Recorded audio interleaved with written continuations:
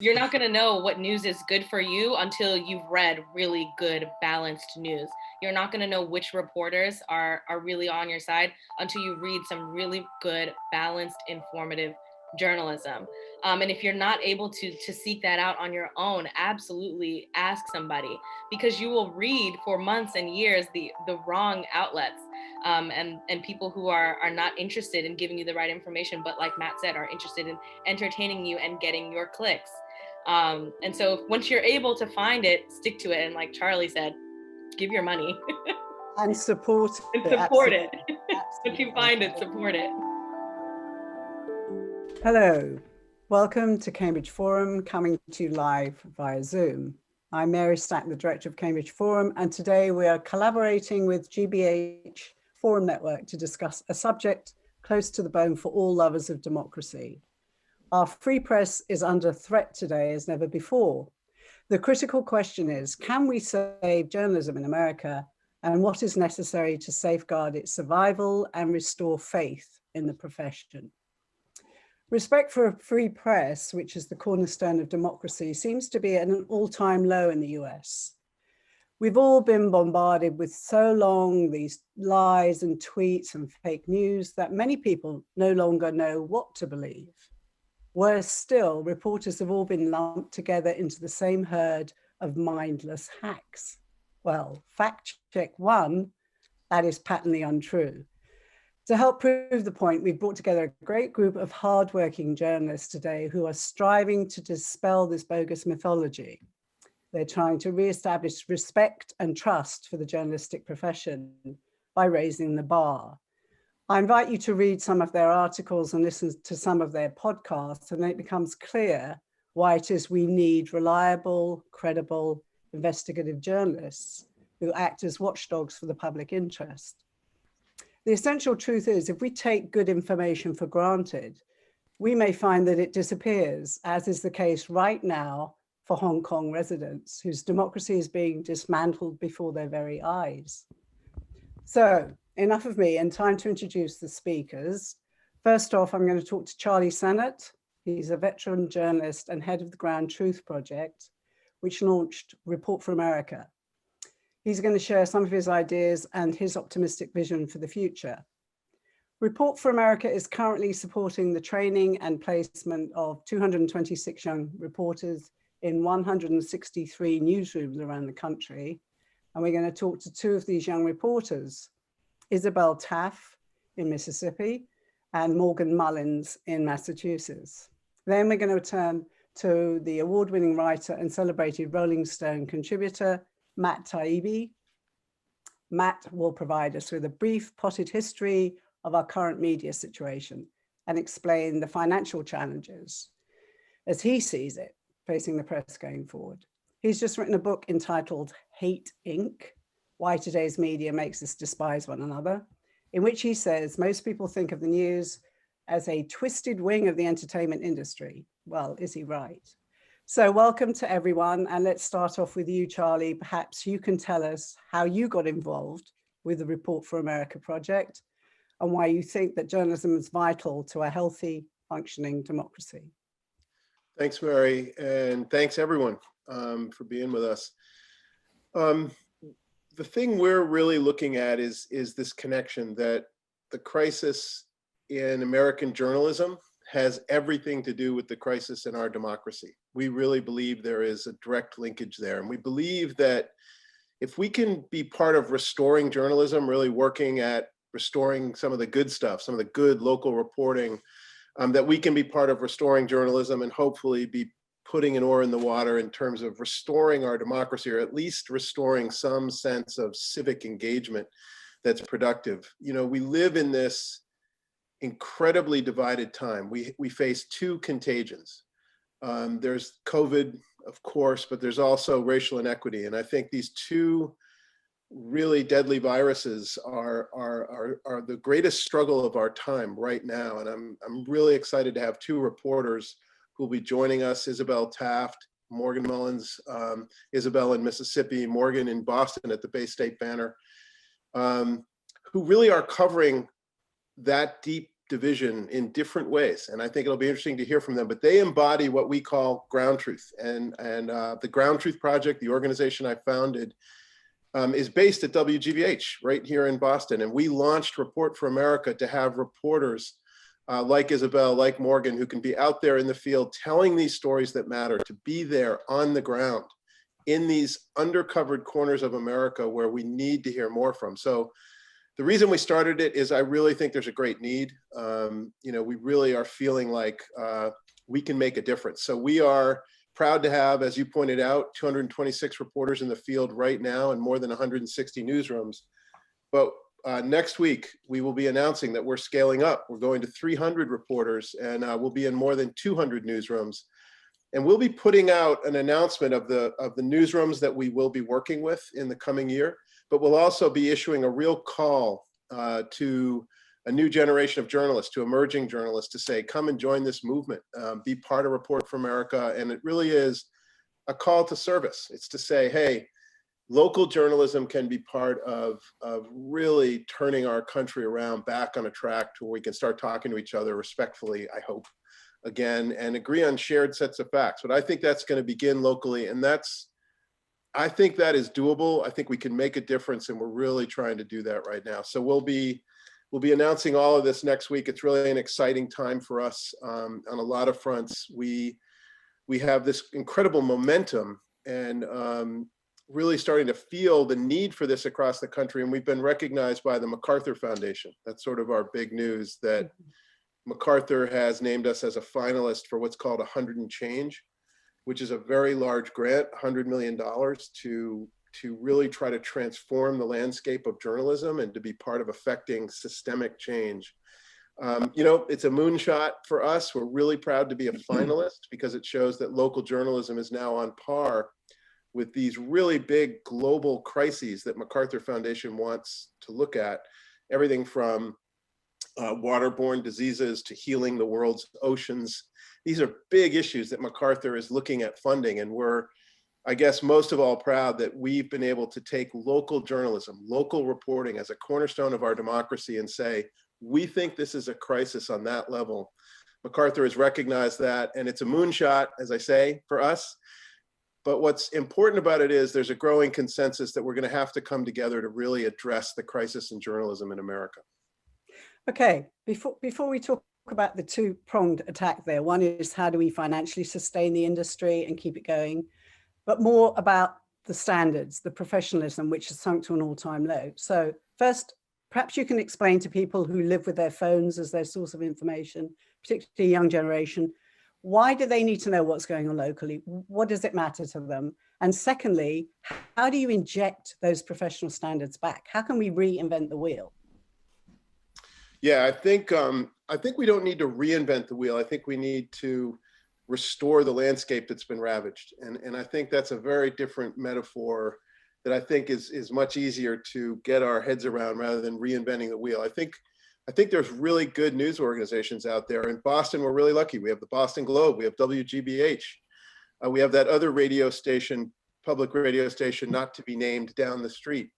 And we have, we really do have strong local news organizations in our community. But if you look across the country, if you step out of the New England corridor, or even if you step out of Boston, if you start to look in places like New Bedford or Fall River, or you look in Lawrence and Lowell, so many of those communities in the outer fringes of Metro Boston are really struggling, and they have local newspapers that have largely been ghosted. But if you go deeper into the country, if you go into Ohio, if you go into Appalachia, if you go into Mississippi, you are seeing a ravaged landscape. We now have 1,300 communities that no longer have local news organizations. They just no longer have anyone watching the store. We've seen 30,000 journalism jobs just disappear in the last 15 years, and we've seen that crisis double during COVID. A further 30,000 reporters have either been furloughed, laid off, outsourced, shifted down in different ways just during COVID. So this is a true crisis. This is like a 5-alarm house on fire crisis for American journalism right now. And the reason we need to care about that is I think local reporting is where we begin to come together as a community. If you think about whether or not to put a roof on a new school, or you think about potholes, or you think about what is the Board of Education doing with the taxes you pay to fund education? Are they doing a good job? All of those issues have to be debated locally for us to be informed to make good decisions. And most importantly, for communities to come together around a shared set of facts. When you're talking about potholes, they are not Republican or Democrat. They're just potholes. They need to be fixed. That's how you get outside of that bind. So I think local reporting can be a powerful antidote to these incredibly divided times. Because right now, when you have no news organization, not only are you not informed on the issues right in front of you, you also tend to drift toward cable television to get your news. And the second you do that, you're in a space that Matt knows so well and has written really powerfully about, where Fox and MSNBC bring you down into news grooves that pull us further apart. So there really is a kind of a theory of change that we have through Report for America, that local reporting, shoring that up, calling a new generation to be inspired to do the public service that it represents when it's done well, to serve those communities that aren't heard in our country. You know, our hope, and it's a big hope, but it's one that we're working really hard on, is that can really help us to heal the country. We're just talking about the financial model now of how we save journalism. And it was interesting, I was looking up, the founders of The Atlantic were in fact Ralph Waldo Emerson and Harriet Beecher Stowe back in the 1850s, which, you know, was a very philanthropic endeavor, incredibly progressive. And they've got an ad right now running on The Atlantic, which says, "Free press costs money," which is very clever, because, you know, something good is usually going to cost you something if you think it's worth saving and if you value it. So do you think we've reached the point now that people actually, since COVID, they've had a lot of time to think, they've been locked down, and do you think they've gained some more appreciation that good information is valuable and they may have to pay for it? Yeah, I think we do have a transformation happening, I hope. I mean, I don't want to be too Pollyannish. I feel it. I sense momentum toward people recognizing that this crisis in journalism is real and that it has a lot to do with how we got where we are. One of the key indicators of who voted for Trump in the last election in 2016 was people who did not feel heard. One of the reasons they don't feel heard is there's no local news organization that's listening to what we would call the ground truth in their community, listening to their concerns, bringing them forward into a national forum for discussion. So often, if you think back 20 years ago, you know, you'd watch 60 Minutes or you'd watch national media or the New York Times, they would be picking up on the local stories that got reported by local news organizations that were strong and vibrant and produced a whole generation of great reporters. Places like the Baltimore Sun or the Chicago Tribune or, you know, the Cleveland Plain Dealer. All across the country, there were these great news organizations that pulled those stories forward. All of those news organizations I just named are really on the back foot. They're struggling and they're sort of facing collapse. So we need to find a way to shore that up. And I think the business model now is kind of trying to recognize that the old newspapers have failed to make a turn into the future. And there's a lot of reasons for that. And I think a lot of responsibility lies at the doorstep of those news organizations. The point is they're needed. And to make a pivot into the digital future, they're going to need young digital native talent. We want to give them that to bring them forward into the future. We also really believe in public media. We support about 40 or 50 public radio stations right now.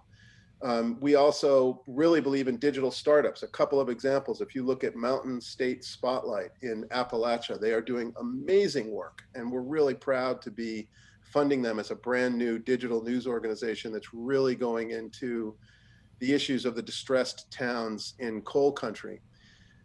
There's a lot of activity out there, and I think the big headline on the future of news and the business models is not-for-profit models are going to have to play a much greater role in American journalism. Mary, you know the BBC television tax funds an amazing global news organization. In America, we have PBS, we have NPR, and we have wonderful examples of nonprofit journalism that tends to be some of the best journalism we do in this country.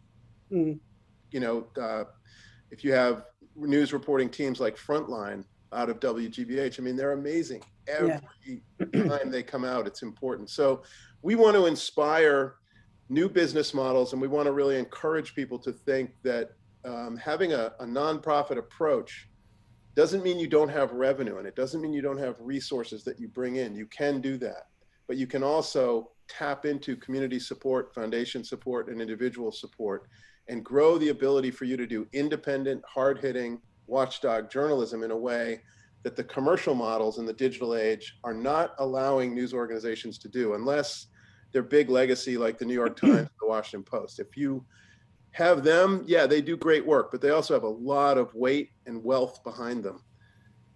The new models, I think, are going to have to be hybrid, and they're going to have to be really stealth, and they're going to have a component that recognizes that community support and nonprofit is the heart of the future of journalism.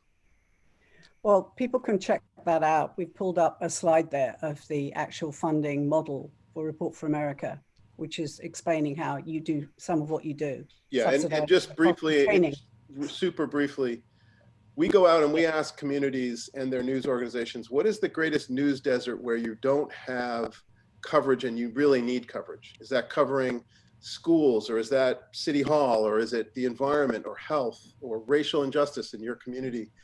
What do you need help with? And when those news organizations come forward with a proposal we believe in, with a model that we think is sustainable, with a leadership team that will mentor and edit a new generation of reporters, we then support those reporters half their salary, and we help the news organizations raise the other half through that nonprofit approach. So that's our business model in short, and we say it's a 2-year program, and it can go up to 3 years, like in a leadership role for that 3rd year.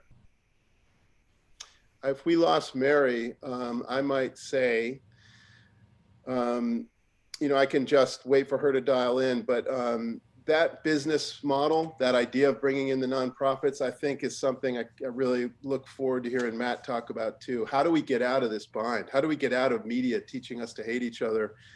I hate to be the guy who's like sounding so, I don't know, like I feel like a 1963 Kennedy Democrat, like talking about public service and thinking about, sort of a new Peace Corps, but this will be for America and this will be for local journalism. But I think it's almost time for journalists to be a bit more focused on the public service role we need to play. I think we've all grown accustomed to a more step back, sometimes cynical, sometimes hard hitting on the problems. As a journalist who's been lucky enough to have a great ride, right? I've had a real adventure as the Boston Globe's reporter, and then doing a lot of international work with the Boston Globe, working with Frontline during the Arab Spring, or working with Public Radio International.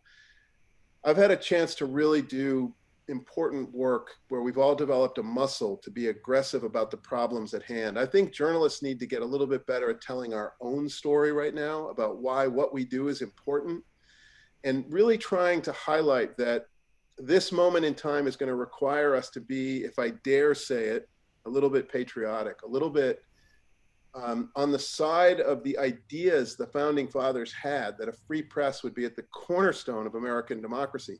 That free press is under attack right here in America in ways that are deep and real, and it's attacked by commercial concerns as well as political concerns.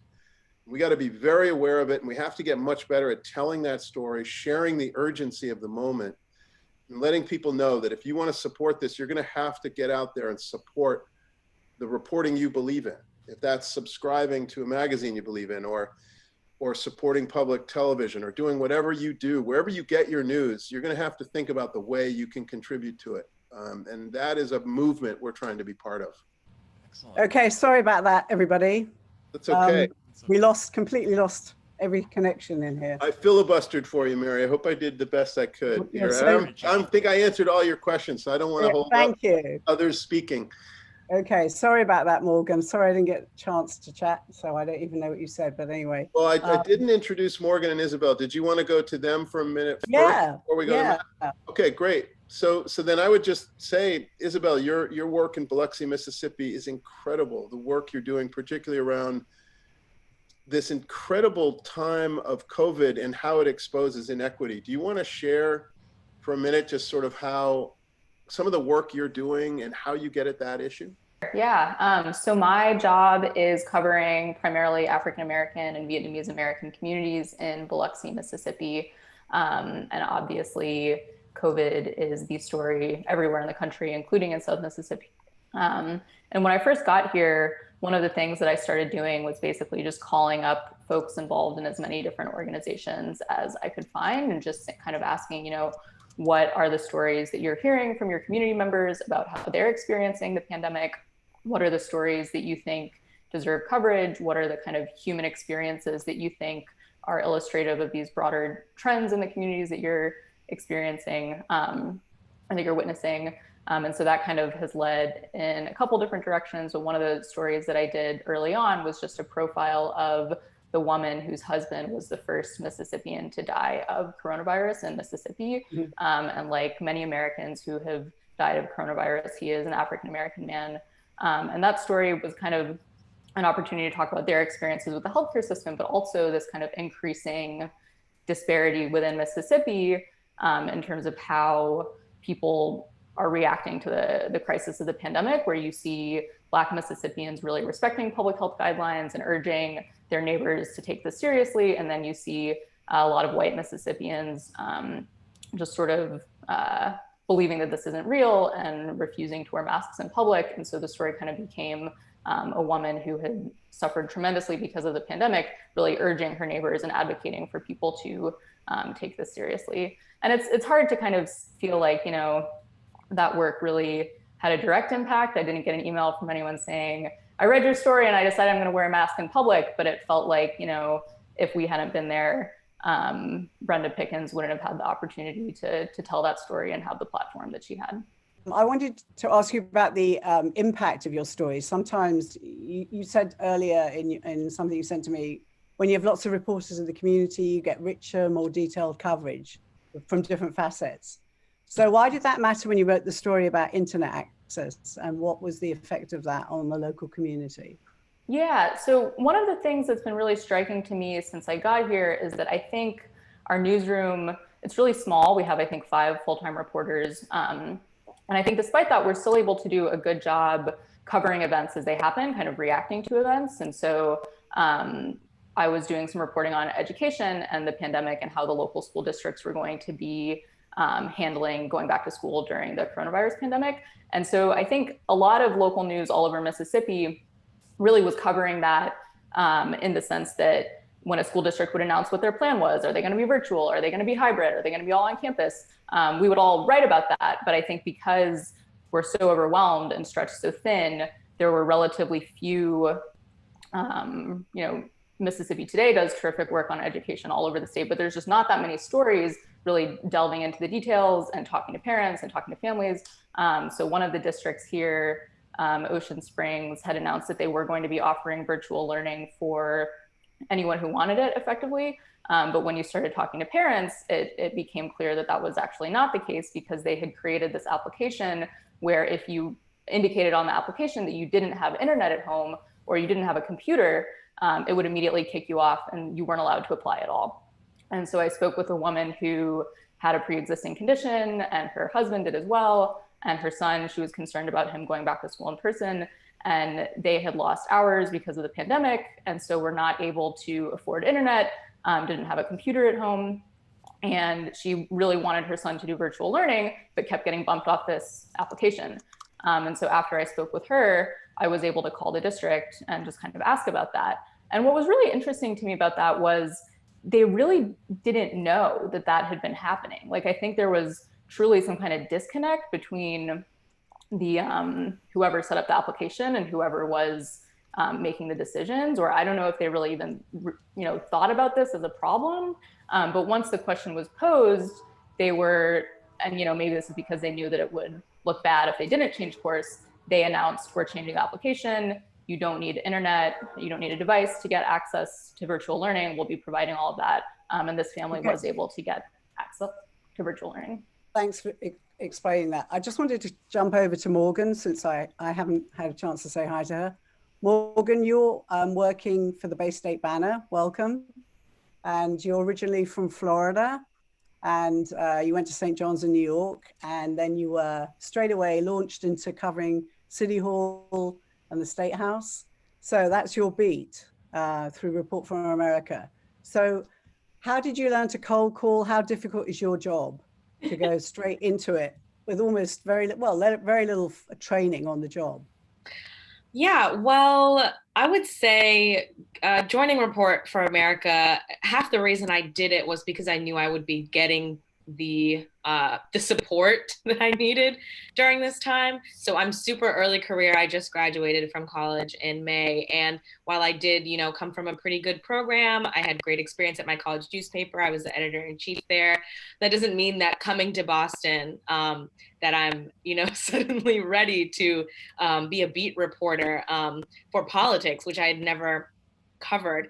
And so there was a lot of time spent just in training sessions with other people who are part of the Report for America program, talking with my other fellow corps members and getting their advice. I'm young, but there are older people in the program who have really been there for me throughout this entire process. And then on top of that, the Bay State Banner has been around since the 60s. They're as local as it gets. We're a really small team, and they are a Black-owned, family business. My editor, Yawu Miller, has been just, if you guys he's the person you need to talk to, because he is just a legend here in Boston. He knows everything about this city. And he has relationships with any source that you could think of. And he's taken the time to, introduce me and really break down for me how I can start building relationships in the same way. Now, I'll never be, I won't be at the same level, as he is. He's been in the industry for a long time, but that's important. The mentoring fact, you said that exactly. He's the authority you go to. But the second thing is your own individual trust.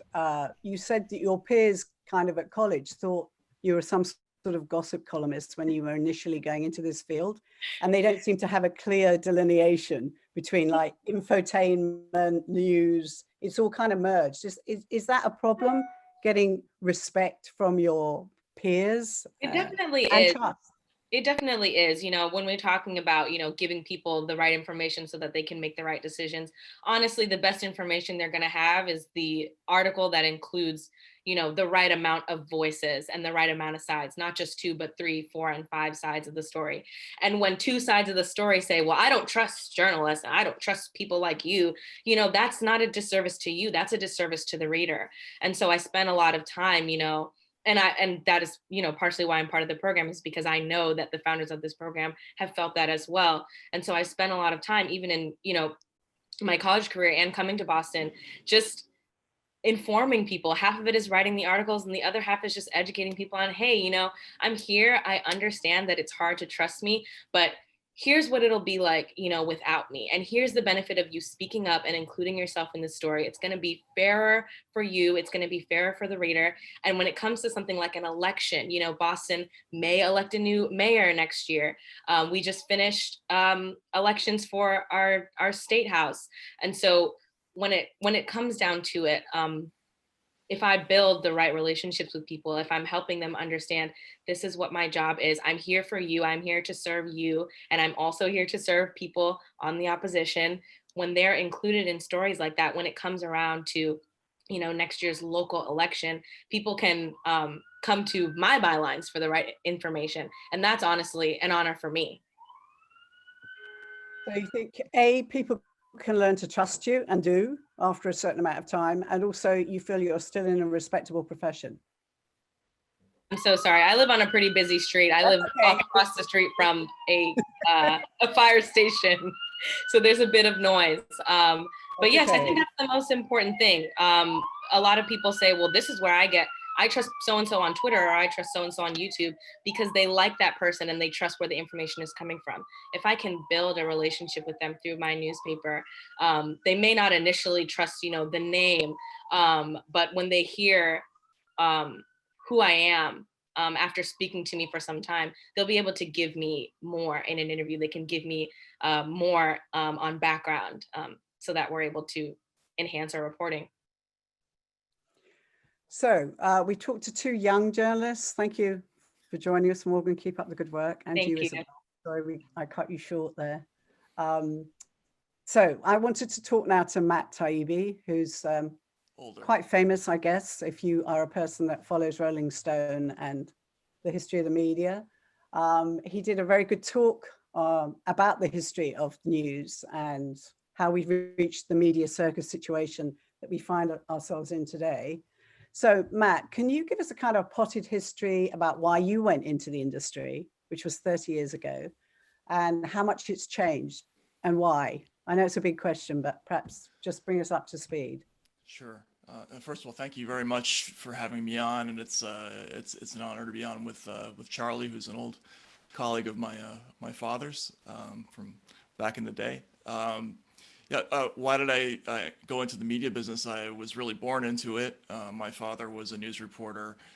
He worked in Boston for WCVB, and so my childhood was a little bit like the movie Anchorman. I spent a lot of my formative years in a newsroom watching the likes of Jim Boyd and Ron Golubin and Chet and Natalie, sort of icons of Boston journalism.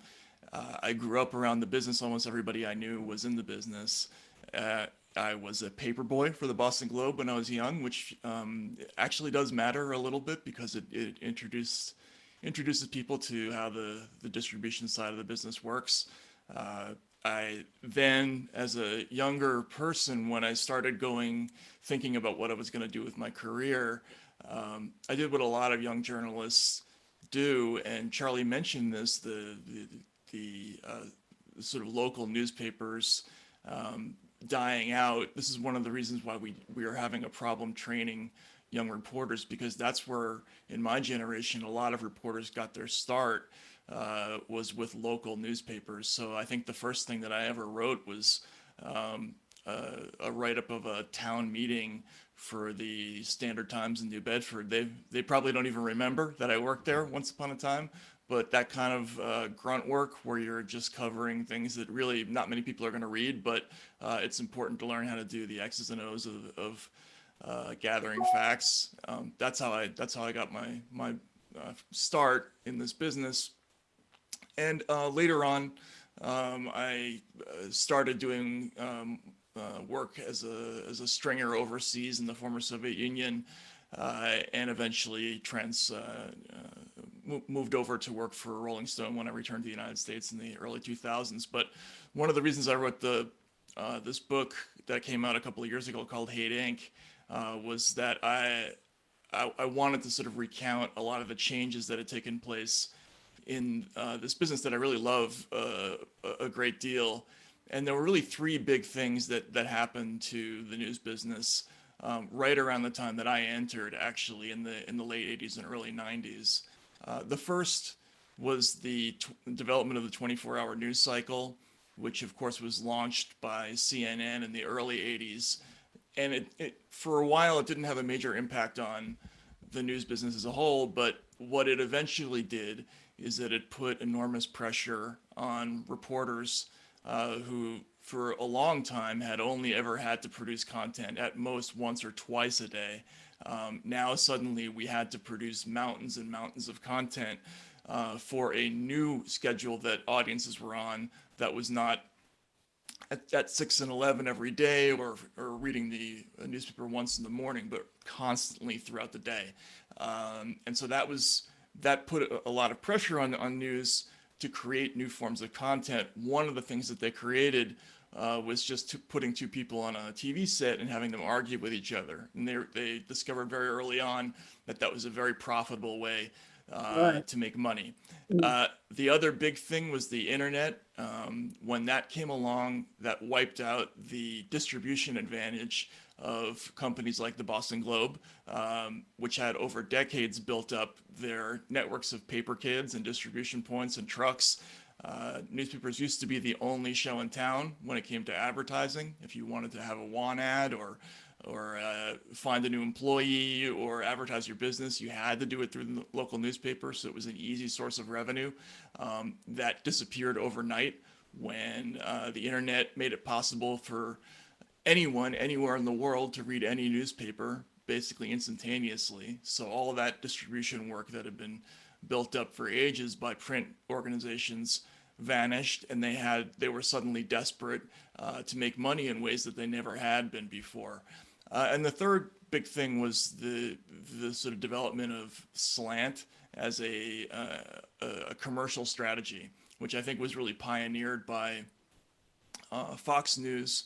And up until the mid to late 80s, the commercial strategy of most news organizations was to go for the entire audience. So you think in terms of the old, Walter Cronkite or Jessica Savage version of network news. They were trying to get everybody, the entire family, to tune in. When Fox came along, they realized that in an increasingly atomized landscape, it was probably smarter to pick one demographic and just dominate it by feeding it news that they knew that audience would agree with. And so they picked an audience that their famous news director Roger Ailes described as 55 to dead, and fed it news that they knew an older suburban or rural, largely conservative audience would respond to.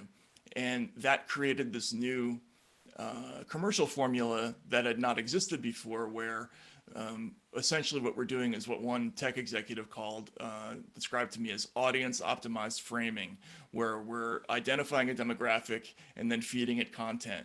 Whereas previously what we're trying to do is get everybody and then sell ads to that big audience. Now we've essentially reversed the process. And all of these factors led to more content, more politicized content, and more slant. And that's why we have, I think, this new landscape, which is based on, the MSNBC versus Fox model, which is hyper politicized and hyper divisive. So now that we've created this twisted wing of the entertainment business, which is what you call news, which isn't a bad definition, do you think we can ever reinvent standards? Because now first of all, we've got people in their silos, and then we've got this whole arena of fake news where nobody knows if you can trust it or whether it's a joke or whether it's going to be rescinded the day after. So how do we get it back to being some kind of verifiable source of news? I mean, is the internet not doing enough to actually police information?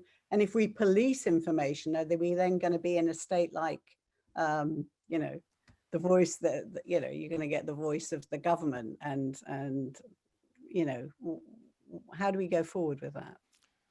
Well, first of all, I'm very opposed to any kind of policing. Actually, I think that's really antithetical to how people in the news business think. I think actually Morgan described it perfectly.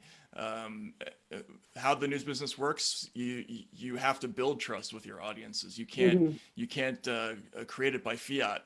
And the only way you can build trust with audiences is to consistently deliver news that turns out to be true.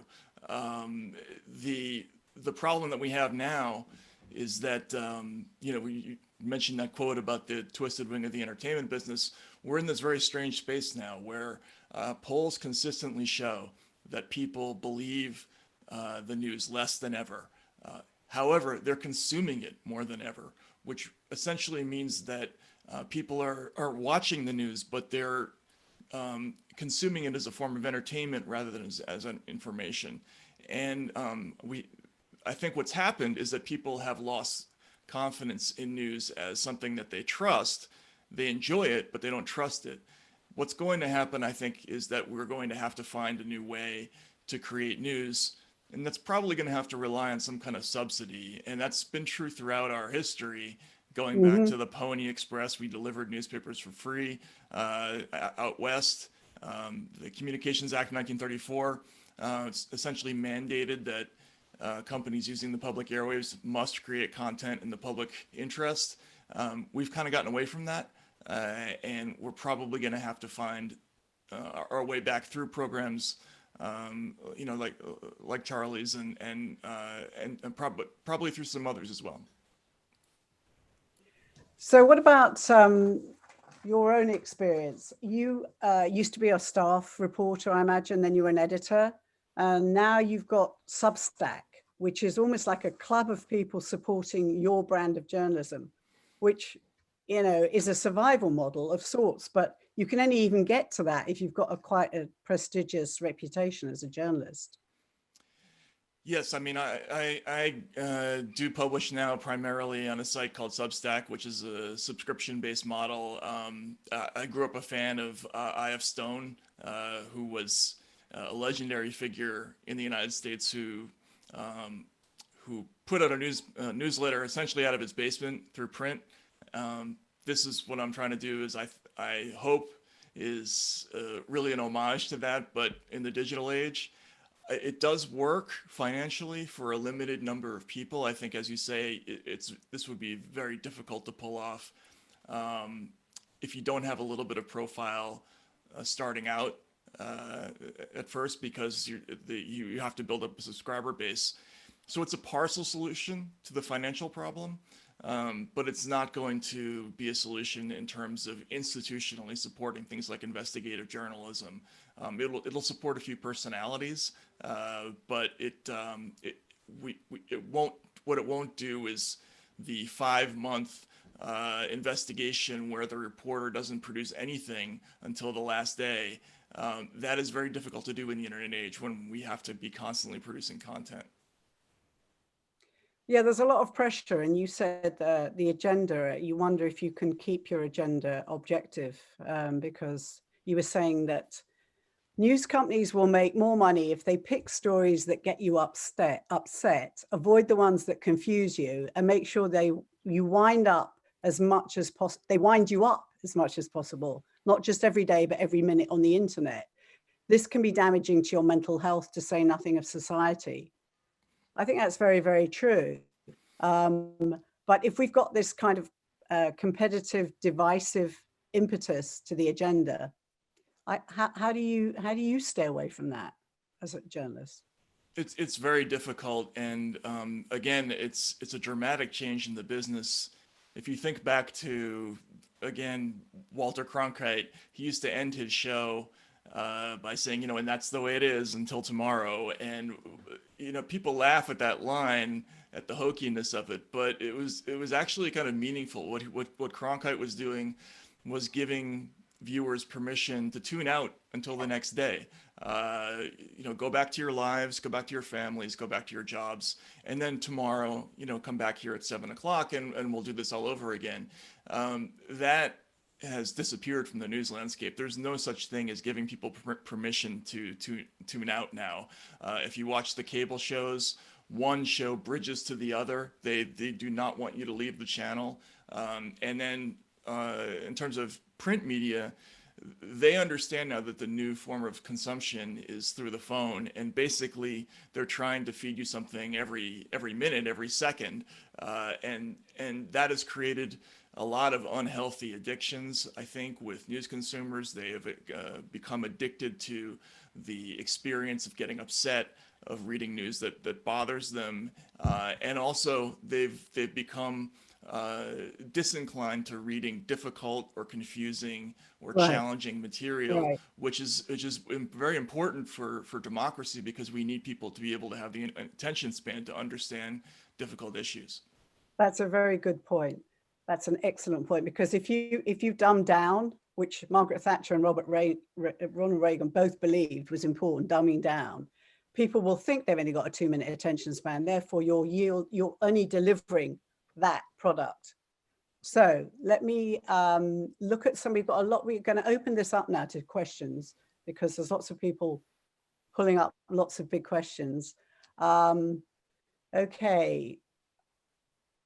Lee is a print journalist in DC who's squeezed out mid-career. What can veterans do to help preserve a free press? That's a big. Anyone want to take that? Charlie? Okay, great. No, I was saying, is that aging veterans of the news organizations like myself, or veterans of the American military? I think he's a print journalist in DC. So what can veterans of print journalism do to help us? So we have a network. If I'm understanding the question right, it's a great question, and we're really trying to do that. We have support for this emerging generation of talent, like we've shared, but we also are looking at bringing experienced journalists into the fold to play a mentoring role, an editing role, and we're building out our ranks of judges and advisory panels. every day, just drawing on the incredible talent and experience that's out there. Matt, I haven't gotten to your dad yet, but I'm gonna absolutely use this opportunity to circle back with him. He's a wonderful investigative reporter, really understands the importance of local. He did so much of it. I'd love to get him involved. And I think we're going to have to think of this as a community problem that we need to solve, the community being journalism. We're going to have to work together to figure this out, because we just can't keep highlighting how bad it is and complaining about it. We're going to have to start rolling up our sleeves and trying to change it. Okay, we got tons of questions here. Kathy is very frustrated by the idea of, quote, support the news we believe in. She asked where we can find balanced information. That's a big question, because we tend to support the things we think are going to deliver what we respect and trust. I'll take a little bit of that. I mean, the internet is an amazing thing. There's so much information out there, and basically, I think we have to each build our own individualized news experience, and that's it sounds hard, but there are an incredible number of resources out there. If you're interested in really any topic in the world, there are organizations like the International Consortium of Investigative Journalists. There's ProPublica.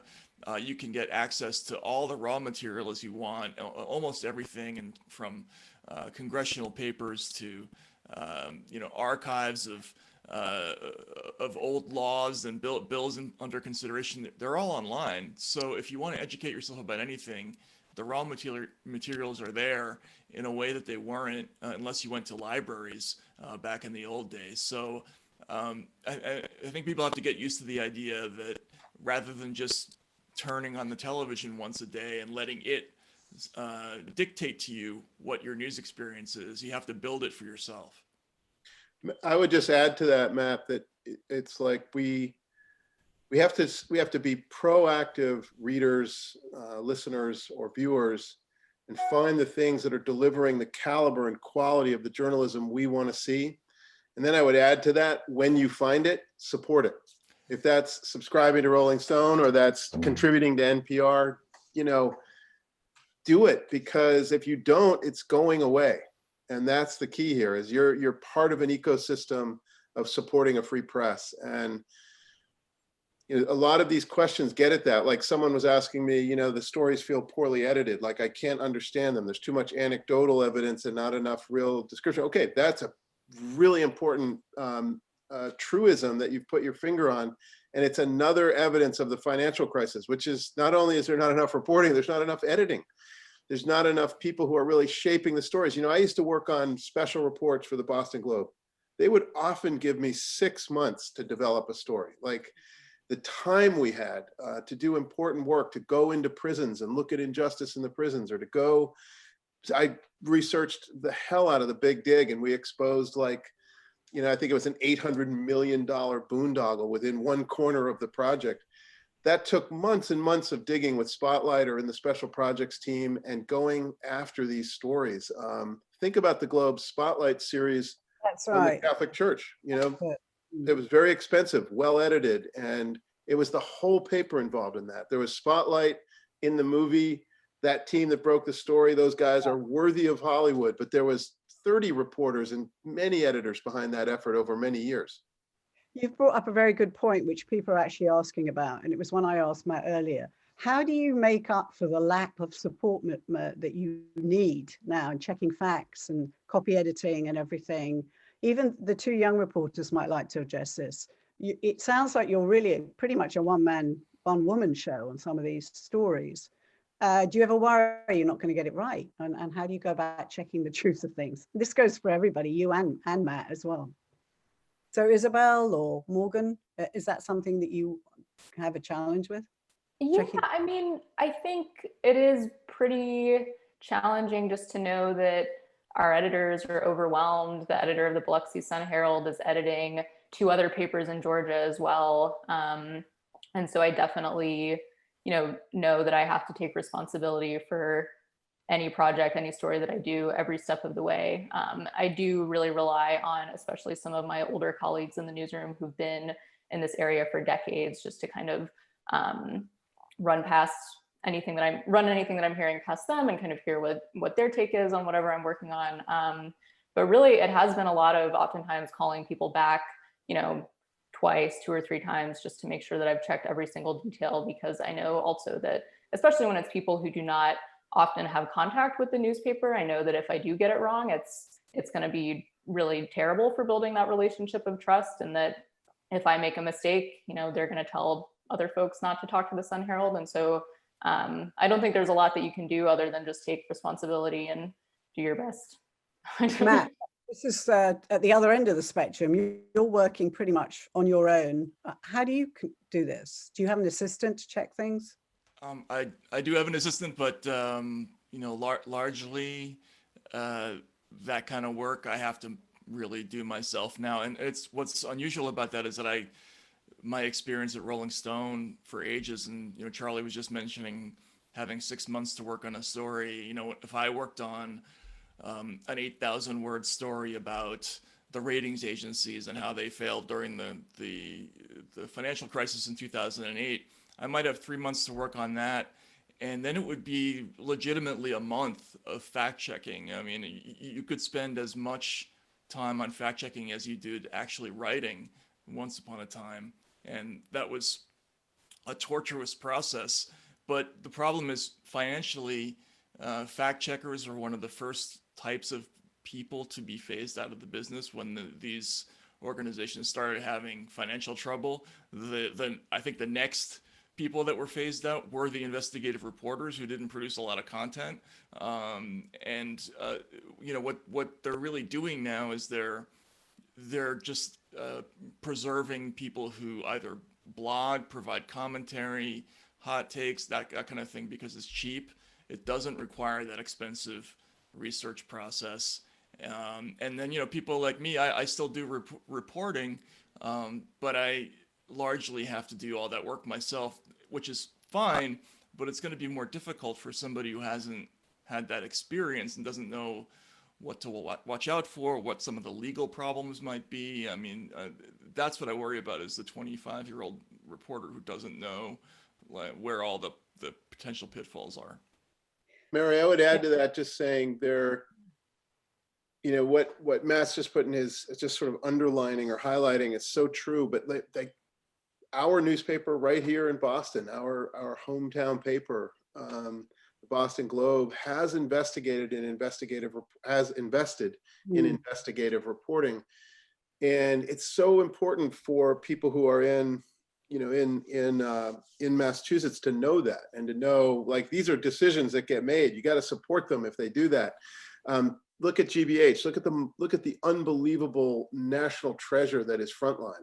I mean, all the time doing investigative reporting. And I really want to encourage people to invest in the things they believe in. But I also want to say to Morgan and Isabel, and even to us, Matt, every journalist, young and old, wherever you are in your career, we have to resist the temptation to be fast, because there's too much emphasis on speed and not enough emphasis on accuracy.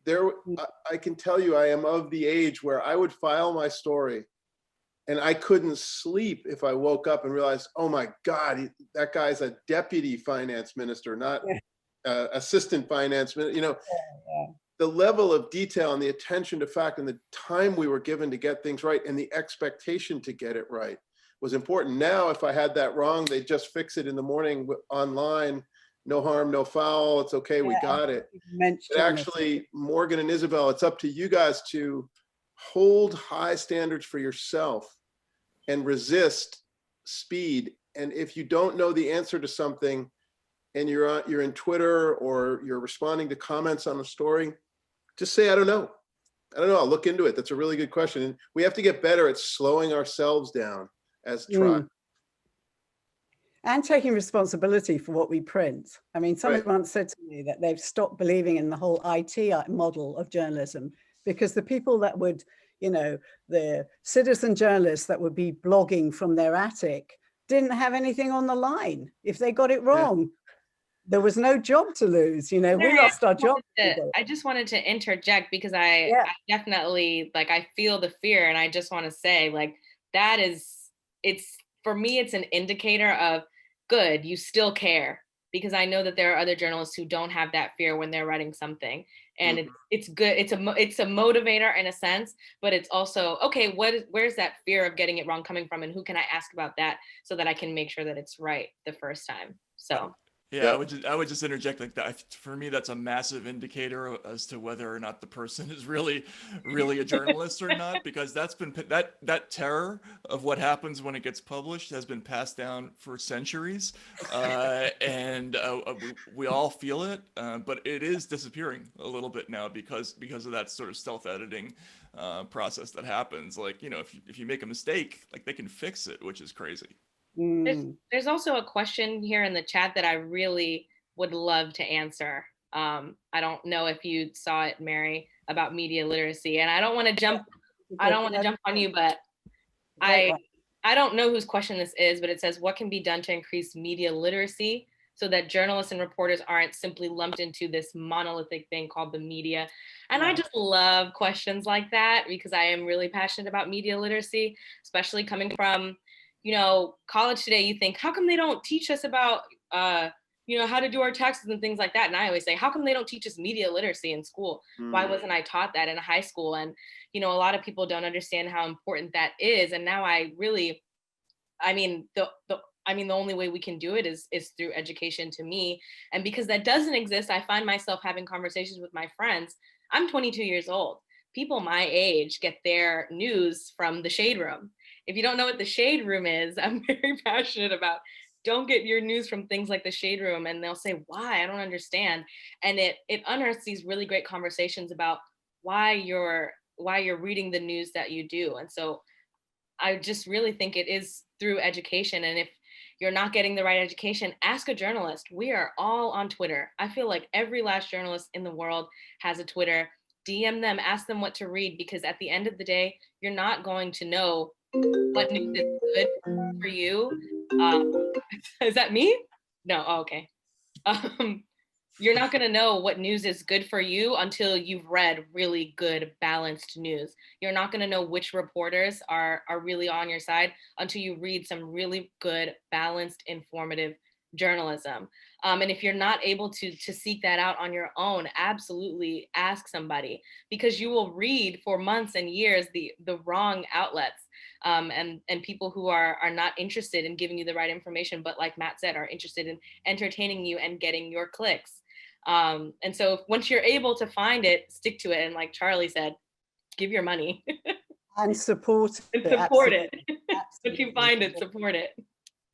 Okay, well, I would love to do a lot more talking to all of you, but sadly the clock has rolled round a full hour. I apologize for that hiccup with technology earlier. Inexplicable, but there we are. I apologize for that. I do want to thank all of you good, hardworking journalists for taking the time to take part in this today. I want to thank everybody out there that tuned in. I want to thank GBH Forum Network for co-producing this so efficiently. And so thanks to Charlie Sennett, co-founder of the Ground Truth Project and Report for America, to Matt Taibbi, award-winning writer and contributing editor for Rolling Stone and author of Hate Inc., worth a read. I'm also grateful to our two wonderfully industrious female writers, Morgan Mullins, Isabel Taft. Thank you very much. Keep up the good work. So we're grateful to everybody that supports Cambridge Forum, including Herbert and Dorothy Vetter, the Lowell Institute, the Mass Cultural Council, and all of you. Thanks for joining us all, and everybody can say goodbye and see you soon. Keep up the good work in journalism. We're depending on you. Bye-bye.